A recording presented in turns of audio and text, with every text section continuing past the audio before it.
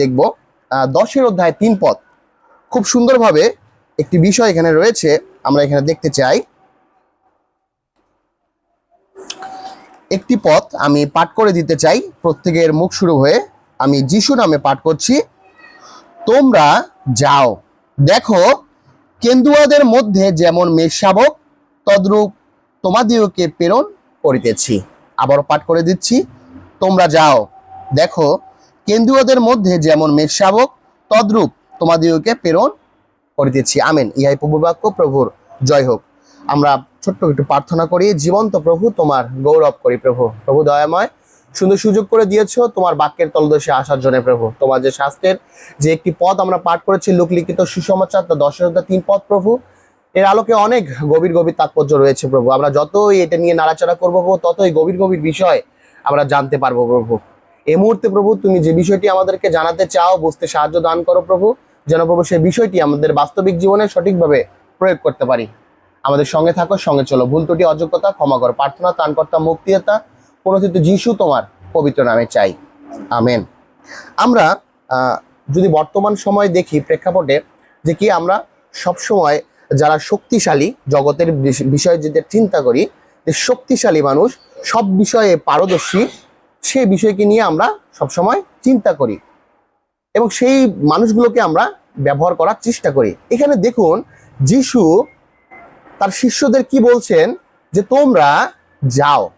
কোথায় যাও? যেখানে বিপদ আছে, যেখানে তোমার সমস্যা আছে। তিনি জেনে শুনে একটি বিপদের জায়গায় তার শিষ্যদের পাঠাচ্ছেন, জেনে শুনে পাঠাচ্ছেন। আজকে বর্তমান সময়েও যে আমরা শুধু চিন্তা করি যে ভালো জায়গায় শুধু যাব, যেখানে কোনো বিপদ নাই, যেখানে কোনো সমস্যা নাই, এরকম যাওয়ার চিন্তা ভাবনা আমরা করি, যেন আমার স্টাফদের কোনো সমস্যা না হয়, আমার স্টাফরা যেন কোনো বিপদে না পড়ে, আমার পরিবারের লোকেরা যেন কোনো বিপদে না পড়ে। এই চিন্তা ভাবনাই আমরা সবসময় করি আর নিজেদেরকে শক্তিশালী করার চেষ্টা ভাবা করি। আজকের এই সুন্দর সময় আমরা যে বিষয়টি নিয়ে আলোচনা করতে চাই, সেটা হলো খ্রিস্টের কর্মীর প্রকৃত পরিচয়। আমরা যারা বিশ্বাসী রয়েছি, আমাদের প্রত্যেকটা বিশ্বাসী, আমরা হলাম খ্রিস্টের একজন কর্মী। খ্রিস্টের দেওয়া দায়িত্ব, আমরা সেই খ্রিস্টের দেওয়া দায়িত্ব বা কর্মী হিসেবে আমাদের পরিচয় কি, আমাদের দায়িত্ব কি, আমরা কি করব, সে বিষয়ে এখানে আমরা আজকে দেখতে চাই। এখানে প্রথম যে বিষয়টি আমরা দেখতে চাই, যিশু এখানে বলছেন তোমরা যাও। তোমরা যাও মানে কি? এখানে একটা আদেশমূলক কথা আছে। এখানে কি করছেন? যিশু তার শিষ্যদের আদেশ করছেন যে তোমরা যাও, যেতে হবে। মানে এখানে আমার ব্যক্তিগত ইচ্ছা না থাকলেও এখানে যেতে হবে, কেননা যিশু তার শিষ্যদের এই আদেশটি করেছেন। কি আদেশ করেছেন?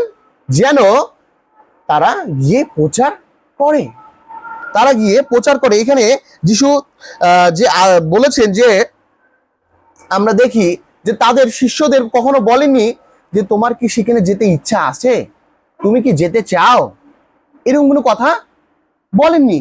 তিনি ডাইরেক্ট নির্দেশ করেছেন তুমি যাও। আজকে বর্তমান সময়ে আমরা যারা খ্রিস্ট বিশ্বাসী রয়েছি, আমাদেরকে যিশু খ্রিস্ট তার বাক্যের দ্বারা এভাবে আদেশ দিচ্ছেন যে লুক, আজকে তুমি হরিজন ফিল্ডে যাও। লুক, আজকে তুমি ড্রাইভার পাড়ায় যাও। লুক, আজকে তুমি বুড়ির বাজারে যাও। লুক, আজকে তুমি সাপটানা মাঝাবাড়ায় যাও। লুক, আজকে সারা জগতে তুমি যাও। আজকে আমাকে, আপনাকে, আমাদের প্রত্যেকটি বিশ্বাসীকে যিশু তার বাক্য দ্বারা আদেশ করছেন, যাও। এখানে আপনার আমার কথা শুনতে চাইনি যে আপনি যেতে প্রস্তুত কিনা, আপনি যেতে চান কিনা, এরকম না। তিনি বিশ্বাসী হিসেবে তার কর্মীকে আদেশ করছেন, তুমি আমার কর্মী, তুমি অমুক জায়গায় যাও। আজকে কর্মী হিসেবে আমাদের যিশু প্রত্যেককে বলছেন যেন আমরা তার আদেশ পালন করি এবং গিয়ে কি করি? তার শিষ্যত্ব তৈরি করি, তার সাক্ষ্য বহন করি, তার পক্ষে লোককে বিশ্বাসী বানাই। এই জন্য খ্রিস্ট তার বাক্যে বলছেন যাও। আমরা যদি শাস্ত্রের একটি অংশ দেখি, সেখানে লেখা রয়েছে রোমিও 10 অধ্যায় 14 থেকে 15 পদ, আমি পাঠ করে দিতে চাই। যদি কোনো প্রকারে আমার স্বজাতির অন্তর্জ্বালা জন্মাইয়া তাহাদের মধ্যে কতকগুলি লোকের পরিত্রাণ করিতে পারি, কারণ তাহাদের দূরীকরণে যখন জগতের সম্মিলন হইল, তখন তাহাদিওকে গ্রহণ করলে মৃতগণের মধ্য হইতে জীবন লাভ ব্যতীত আর কি হইবে। বাক্য আমাদের স্পষ্ট বলছেন যে কি, আমরা যখন যাই এবং গিয়ে কি করি, অন্যকে নিয়ে আসি, যে মৃত্যু থেকে তাদেরকে জীবনের পথে যেন ফিরিয়ে নিয়ে আসি। আজকে খ্রিস্ট আপনাকে আমাকে কর্মী হিসেবে নিয়োগ দিয়েছেন, আদেশ করছেন যেতে। আজকে এলোহেম মিনিস্ট্রি তার কর্মীদের আদেশ দিয়েছেন, তুমি অমুক জায়গায় যাও, তুমি খ্রিস্টের সাক্ষ্য সঠিকভাবে প্রয়োগ করো, তোমার ব্যবহার, আচার আচরণে, কথাবার্তায় তুমি প্রয়োগ করো এবং অন্যকে খ্রিস্টের পথে নিয়ে আসো, অন্যকে মৃত্যু থেকে জীবন দাও। আজকে খ্রিস্ট সে বাক্য দ্বারা আপনাকে আমাকে, প্রত্যেকটি বিশ্বাসী কর্মীকে এই আদেশ দান করছেন। দ্বিতীয় যে বিষয়টি আমরা দেখতে চাই সেটি হলো খ্রিস্টের প্রতিনিধি। এখানে দেখুন যে খ্রিস্ট বলছেন যে কি, খ্রিস্ট বলছেন এখানে তোমরা যাও, তোমরা যাও। কোথায় যাও? তোমরা যাও। দেখো, কেন্দুয়ার মধ্যে যেমন মেষ শাবক, কেন্দুয়ার মধ্যে যেমন মেষ শাবক, তোমরা যাও মানে কার হয়ে যাও? মেষ শাবক তদ্রূপ তোমাদেরকে প্রেরণ করিতেছি। কে প্রেরণ করিতেছে? খ্রিস্ট প্রেরণ করিতেছেন। কার পক্ষ হয়ে আমরা যাচ্ছি? খ্রিস্টের পক্ষ হয়ে, খ্রিস্টের প্রতিনিধি হয়ে। আজকে সেই শিষ্যরা কার প্রতিনিধি হয়ে গেছেন? খ্রিস্টের প্রতিনিধি হয়ে গেছেন। তার রাজদূত হয়ে গেছেন, খ্রিস্টের রাজদূত হয়ে গেছেন। তার বার্তাবাহক হিসেবে গেছেন, খ্রিস্টের বার্তাবাহক হিসেবে গেছেন। তারা গিয়ে কি নিজেদের কথা বলছেন? এই শোনো অমুক, আমি কিন্তু আজকে খুব ভালো খাওয়া দাওয়া করেছি, আমার পরিবারে কিন্তু অনেক সম্পত্তি আছে, তোমরা কি আমার সম্পত্তিগুলোকে দেখতে চাও? আমার পরিবারে অনেক লোক লাগবে, কাজের লোক, তোমরা কি কাজ করতে চাও? এরকম কথা কিন্তু আমরা বলবো না। সেখানে কি বলবো? খ্রিস্ট যেভাবে আমাদের নির্দেশনা দিয়েছেন সেই নির্দেশনা সেখানে প্রকাশ করব, খ্রিস্টের সাক্ষ্য বহন করব, সেই খ্রিস্টের আদেশ আমরা সেখানে বহন করব। কেননা আমরা খ্রিস্টের প্রতিনিধি হিসেবে গিয়েছি, খ্রিস্টের রাজদূত হিসেবে সেখানে আমরা গিয়েছি, খ্রিস্টের বার্তা বহন করতে আমরা গিয়েছি। একইভাবে আমরা যারা খ্রিস্টের জন্য কাজ করছি, যারা বিশ্বাসী হিসেবে কর্মী রয়েছি, আমাদের কাজ, আমরা খ্রিস্টের প্রতিনিধি হিসেবে কাজ করি। আমরা যে কর্মে রয়েছি, আমরা যে মিনিস্ট্রিতে রয়েছি, আমরা যে কার্যে রয়েছি, আমরা যে প্রতিষ্ঠানে রয়েছি, আমরা যে পরিবারে রয়েছি, আমরা যে মণ্ডলীতে রয়েছি, যারা খ্রিস্টের পক্ষে কাজ করছি কর্মী হিসেবে, আজকে আমাদের সে দায়িত্ব দেওয়া হয়েছে, সে প্রতিনিধিত্বের দায়িত্ব, যে আজকে খ্রিস্টের সে সাক্ষ্য আমরা যেন সুন্দরভাবে আমাদের পরিবারে, আমাদের মণ্ডলীতে, আমাদের গ্রাম্য মণ্ডলীতে, আমাদের অবিশ্বাস্য ফিল্ডে, সেখানে যেন আমরা সেই সাক্ষ্য বহন করতে পারি। কার সাক্ষ্য? খ্রিস্টের সাক্ষ্য। কেননা আমরা খ্রিস্টের প্রতিনিধি, আমরা এলোহেম মিনিস্ট্রির প্রতিনিধি। এলোহেম মিনিস্ট্রি আজকে আমাদের তার কর্মী হিসেবে খ্রিস্টের সাক্ষ্য বহন করার জন্য পাঠাচ্ছেন। আমরা সেখানে কখনোই নিজের সাক্ষ্য বহন করতে পারি না, নিজের সুনাম সেখানে বৃদ্ধি করতে পারি না। সেখানকার লোক কখনোই যেন বলে না যে সমুয়েল ব্যক্তিটা খুব ভালো, লুক ব্যক্তিটা খুব ভালো, দীনবন্ধু ব্যক্তিটা খুব ভালো, এই কথাটা যেন না বলে। সের জন্য বলে যে এনার মধ্যে এনার খ্রিস্টকে দেখা যাচ্ছে, এনার মধ্যে অন্যরকম প্রকাশ পাচ্ছে, যেন খ্রিস্টকে প্রকাশিত আমরা করতে পারি, নিজেকে নয়, নিজের সুনাম নয়, যেন খ্রিস্টের সেই সাক্ষ্য আমরা প্রত্যেকটা জায়গায় ব্যবহার করতে পারি। যদি আমরা শাস্ত্রের একটি অংশ দেখি, 2 কোরিন্থীয় 5 অধ্যায় 20 পদ, আমি পাঠ করে দিতে চাই। 2 কোরিন্থীয় 5 অধ্যায় 20 পদ, অতএব খ্রিস্টের পক্ষেই আমরা রাজদূতের কর্ম করিতেছি, ঈশ্বর যেন আমাদের দ্বারা নিবেদন করিতেছেন আমরা খ্রিস্টের পক্ষে সেই বিনতি করিতেছি, তোমরা ঈশ্বরের সহিত সম্মিলিত হও। আমেন। কত সুন্দর কথা, যে কি আমরা খ্রিস্টের পক্ষে কাজ করছি এবং কি সাক্ষ্য হবে, যেন খ্রিস্টের সঙ্গে ঈশ্বরের সঙ্গে তারা সম্মিলিত হয়। এটাই আমাদের দায়িত্ব, এটাই একজন খ্রিস্টীয় বিশ্বাসী কর্মীর দায়িত্ব।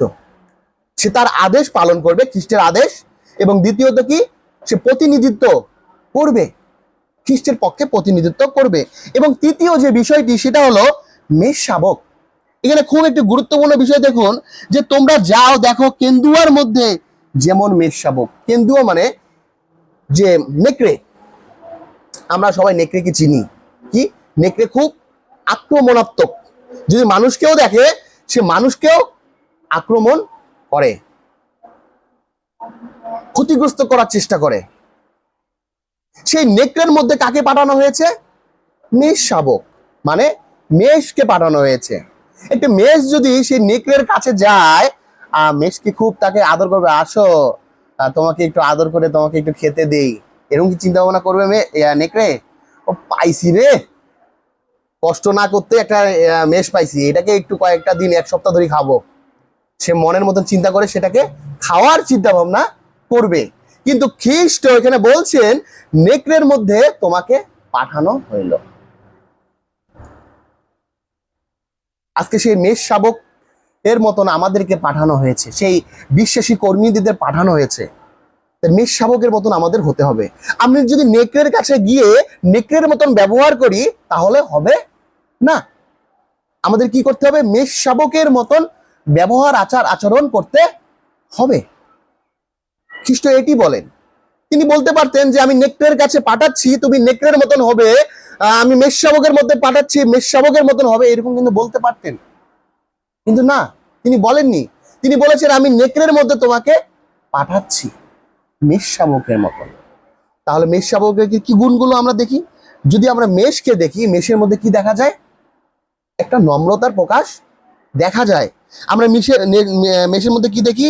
একটি বাধ্যতার প্রকাশ দেখা যায়, নির্দেশনার প্রকাশ দেখা যায়, যে তাকে যেদিকে নির্দেশনা দেওয়া হবে সে সেই দিকেই যায়। এবং আরেকটি বিষয় হলো সে রাখালের কথা শুনে। তার যে পালক, সে পালক যেভাবে নির্দেশনা দেয় সেই মতো নির্দেশনা হিসেবে সেই মেষ শাবক চলাফেরা করে।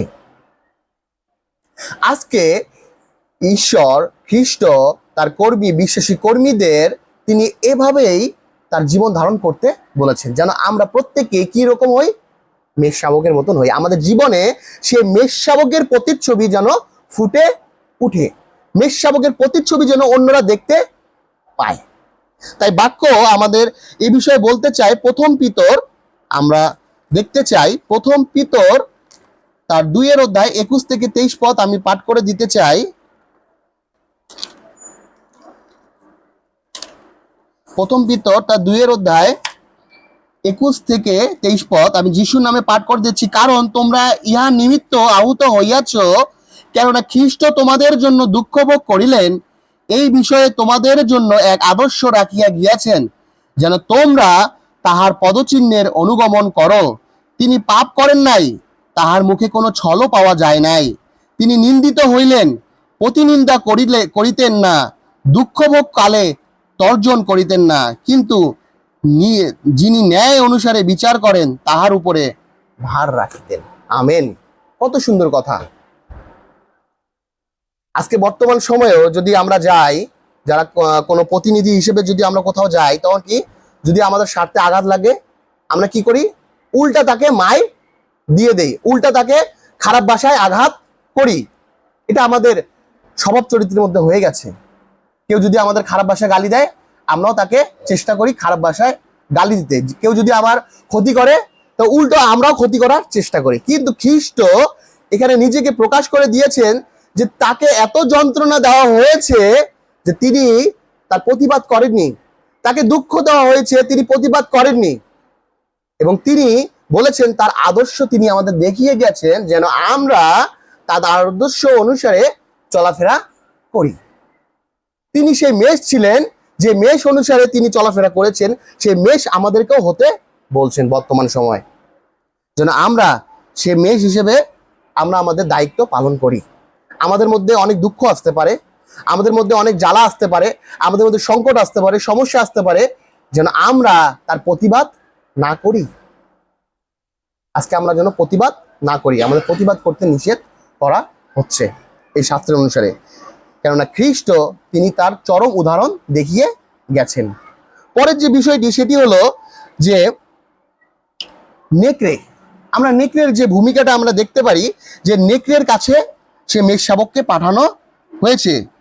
এখানে দেখুন যে যিশু তাদের কাছে প্রকাশ নাও করতে পারতেন। কেননা যখন কোনো ব্যক্তিকে বলা হয় সেখানে গেলে কিন্তু তোমার বিপদ আছে, সেখানে গেলে কিন্তু তোমাকে মারা হইতে পারে, সেখানে গেলে তোমার খাবার নাও থাকতে পারে, সেখানে গেলে না খেয়েও থাকা লাগতে পারে, এরকম যদি কাউকে বলি এবং সেখানে পাঠানো হয়, তখন সে মোটামুটি কিরকম চিন্তা করবে? না যাই, থাকার যাওয়ার দরকার নেই, এরকম চিন্তা ভাবনা করবে না। কিন্তু যিশু তাকে আগাম বলেছেন যে সেখানে গেলে তোমার সমস্যা আসবে, সেখানে গেলে তোমার সমস্যা আসবে। সে নেকড়ের কাছে গেলে নেকড়ে তোমাকে আক্রমণ করতে পারে, কিন্তু নেকড়েকে তোমাকে কি করতে হবে? তোমার নম্রতা, তোমার ভালোবাসা, তোমার আচরণ দিয়ে তাকে পরিবর্তন করতে হবে। সে নেকড়ের খারাপ মনোমানসিকতাকে তোমাকে পরিবর্তন করতে হবে। একটি নেকড়ে কখনোই ভালো নয়। এই নেকড়ের মতন মানুষদের কাছে আমাদেরকে পাঠানো হচ্ছে, বিশ্বাসী হিসেবে, প্রতিনিধি হিসেবে, কর্মী হিসেবে পাঠানো হচ্ছে। যে আমরা যখন তাদের মাঝে যাব, আমাদের বিপদ ঘটতে পারে, আমাদের জীবনের সমস্যা আসতে পারে, আমাদেরকে নিন্দার পাত্র হতে পারে, আমাদেরকে তাড়না করতে পারে, কিন্তু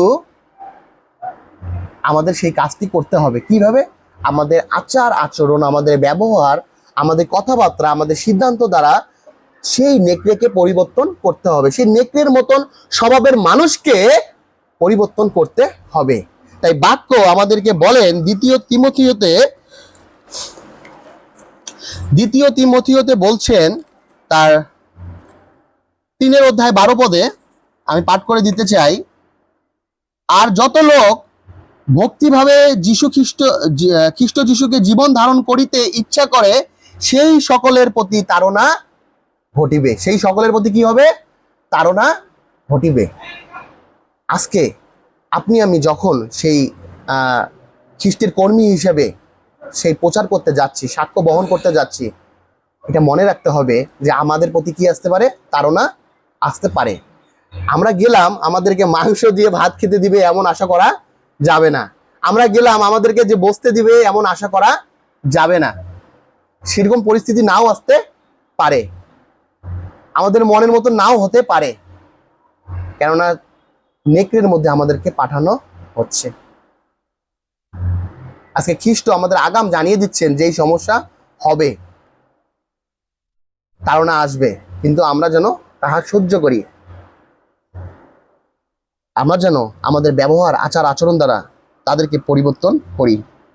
আজকে মেষশাবক হিসেবে আমাদেরকে সে নেকড়ের কাছে পাঠানো হচ্ছে। আজকে আমরা মেষশাবক, যারা খ্রিস্ট বিশ্বাসী রয়েছি, আমরা প্রত্যেকে মেষশাবক, কিন্তু আমাদেরকে কোথায় পাঠানো হচ্ছে? নেকড়ের কাছে পাঠানো হচ্ছে। শাস্ত্র বলছে যে তোমরা যাও, দেখো কেন্দুয়ার মধ্যে যেমন মেষশাবক তদ্রূপ তোমাদেরকে প্রেরণ করা আছে। সেই দুর্বৃত্তদের কাছে, সেই সমস্যাগ্রস্তদের কাছে আমাদেরকে পাঠানো হচ্ছে কর্মী হিসেবে, প্রতিনিধি হিসেবে।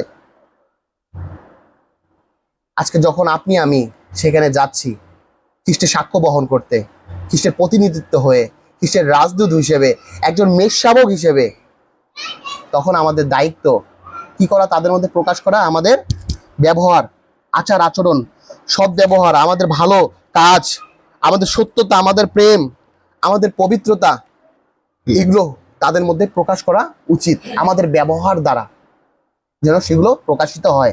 তাহলে আমরা কি করতে পারবো? তাহলেই আমরা তাদেরকে পরিবর্তন করতে পারবো। আমরা কি দেখি? যীশু খ্রিস্ট যখন পৃথিবীতে আসলেন, তিনি শেষ পর্যন্ত তিনি দুঃখ ভোগ, কষ্ট ভোগ করলেন। কি জন্য করলেন? যেন জয় করতে পারেন, এই পৃথিবীকে জয় করতে পারেন, মানুষকে জয় করতে পারেন। আর তিনি তা করেছেন ক্রুশে থেকে, নিজেকে মৃত্যুবরণের মধ্য দিয়ে এই কাজটি করেছেন। আজকে বর্তমান সময়েও এরকম পরিস্থিতি বিশ্বাসীদের জীবনে আসতে পারে। আপনার জীবন দ্বারা, আপনার মৃত্যু দ্বারা, আমাদের কষ্ট দ্বারা খ্রিস্টের সাক্ষ্য বহন হতে পারে। সেই সন্তানেরা যারা খ্রিস্টকে বিশ্বাস করে না, যারা জীবন জানে না, তারা জীবনের পথে আসতে পারে। আমরা যদি শাস্ত্রের আরেকটি অংশ দেখি, সেখানে লেখা রয়েছে 2 করিন্থীয় 12:9 সেখানে লেখা রয়েছে, আর তিনি আমাকে বলিয়াছেন, আমার অনুগ্রহ তোমার পক্ষে যথেষ্ট, কেননা আমার শক্তি দুর্বলতায় সিদ্ধি পায়। অতএব আমি বরং অতিশয় আনন্দের সহিত নানা দুর্বলতায় শ্লাঘা করিব, যেন খ্রিস্টের শক্তি আমার উপরে অবস্থিতি করে। এখানে পৌল বিনতি করছেন। কি জন্য বিনতি করছেন? তার যে অসুস্থতা, তার যে কষ্ট তাকে খুব যন্ত্রণা দিচ্ছে। এই যন্ত্রণার মধ্যে তিনি ঠিক মতন তার ঈশ্বরের কর্মী হিসেবে প্রতিনিধিত্ব করতে পারছেন না, তার সমস্যা হচ্ছে। এই জন্য তিনি বলছেন, বর্তমান সময়ে খ্রিস্ট আমাদেরকে বলছেন সেই একই কথা, যে যখনই আমরা দুর্বল তখনই আমরা সবল। তিনি আমাদের সঙ্গে সেই শক্তি তখনই ব্যবহার করেন। আজকে আমরা দুর্বল হতে পারি, আজকে আমাদের শক্তি নাও থাকতে পারে, আজকে আমরা মেষশাবকের ন্যায়, কিন্তু খ্রিস্ট আমাদের সঙ্গে রয়েছেন, কেননা তিনি আমাদেরকে পাঠিয়েছেন, তোমরা যাও, তোমরা আমার প্রতিনিধি, তোমার কি সমস্যা, তোমার কি সংকট, আমি তোমাকে দেখব, আমি তোমার সঙ্গে সঙ্গে রয়েছি। আজকে বর্তমান সময়েও আমাদের প্রত্যেকটি খ্রিস্ট বিশ্বাসীকে এভাবে আমাদের বলতে চাচ্ছেন যে আমি মণ্ডলীতে, আমি আমার পরিবারে, আমি আমার কর্মস্থলে একজন কি বিশ্বাসী, না একজন খ্রিস্টের কর্মী হিসেবে আমি নিজেকে দায়িত্ব পালন করছি, যে খ্রিস্টের কর্মী হিসেবে দায়িত্ব পালন করছি। আমি নিজেকে এখন প্রশ্ন করি, আমি কি আমার কর্মস্থানে বা আমার মণ্ডলীতে আমি নিজেকে প্রকাশ করছি, না খ্রিস্টের সাক্ষ্য বহন করছি, খ্রিস্টের রাজদূত হিসেবে কাজ করছি? এটি আমার জীবনে কি প্রকাশ পাচ্ছে কিনা? আমার জীবনে আমি মেষের মতন আমার জীবনে সেই নম্রতা, আমার সেই পবিত্রতা, ঈশ্বরের প্রতি যে বাধ্যতা, সেটি প্রকাশ পাচ্ছে কিনা? আমি নিজের জীবনকে আজকে প্রশ্ন করি এই বাক্যের দ্বারা। এই বাক্যের দ্বারা আমরা নিজেকে একটিবার প্রশ্ন করি যে আমার জীবনে এগুলো দেখা যাচ্ছে কিনা। যখন আমার জীবনে সে বিরোধিতা আসে, সে নেকড়ের আক্রমণ আসে, সে কেন্দুয়ার আক্রমণ আসে, তখন আমি কি বিরোধিতা করি কিনা, আমি কি তার বিপক্ষে যাই কিনা?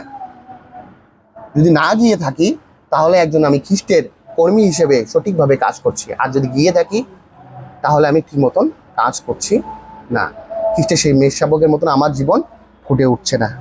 তাই ঈশ্বর আজ এমন কর্মী খুঁজছেন আমাদের, যে কিনা নিজের শক্তি নয়, সে খ্রিস্টের ক্ষমতা দিয়ে, খ্রিস্টের শক্তি ব্যবহার করে চলতে চায়। এরকম ব্যক্তিকে খ্রিস্ট তার বাক্য দ্বারা আহ্বান করছেন।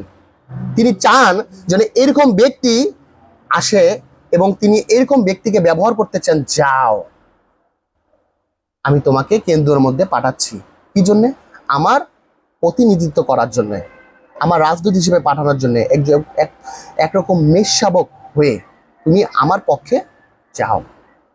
যদি আমরা নিজেকে প্রকাশ করি, তাহলে সেখানে খ্রিস্টের প্রতিনিধিত্ব কখনোই আমরা করতে পারবো না। ঈশ্বর আজকে আমাদের প্রত্যেকে এই বাক্য দ্বারা এইভাবে অনুপ্রাণিত করুক, যে আমরা যেখানেই রয়েছি না কেন, যেন আমরা নিজেদেরকে নয়, খ্রিস্টকে প্রকাশ করি। আমাদের জীবন দ্বারা যেন খ্রিস্ট প্রকাশ হয়। এটি প্রত্যেক বিশ্বাসীর একজন কর্মীর পরিচয়। ঈশ্বর আমাদের প্রত্যেককে আশীর্বাদ দান করুন। আসুন আর একটিবার আমরা প্রার্থনায় মন